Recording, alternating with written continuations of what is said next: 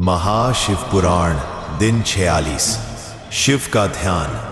शब्द शोर करते हैं पर मौन पुकारता है।